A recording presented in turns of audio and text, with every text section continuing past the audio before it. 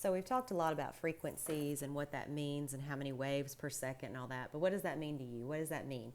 What can you actually hear? How many vibrations per second can you hear?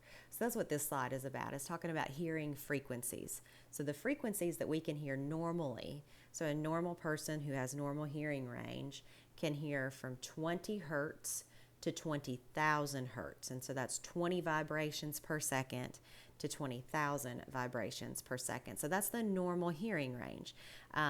Animals have different hearing levels. So remember, we watched the video a couple weeks ago in class where we were talking about this, and a dog can hear up to 40,000 hertz. So those dog whistles that are really, really super high pitched, we can't hear, but the dogs can, and they can respond to those.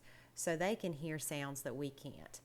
We can only hear that range. It doesn't mean that there's not sounds going on. So there's other sounds that happen. So we have names for those things. And so you have the next one is an infrasound, and that is below our hearing range. So anything that's less than 20 hertz or 20 vibrations per second would be considered an infrasound. It means it's a sound that is there, but it's something we cannot detect with our ears because we can only hear from 20 up.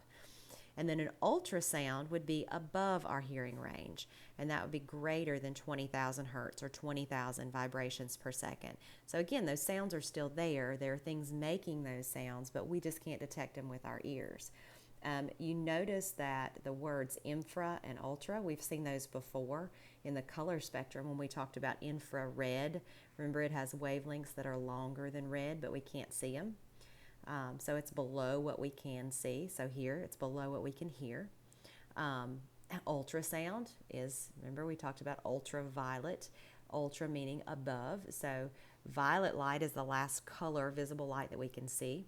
So here we've got ultrasounds, so sounds that are above what we can normally hear. So anyway, just about those words kind of gives you something to think about when you're thinking about what those words mean, and if you ever had them on a test or saw something, even a word that you didn't know and you could see infra or ultra in it, you can use kind of those tools to help you figure out what that word may mean.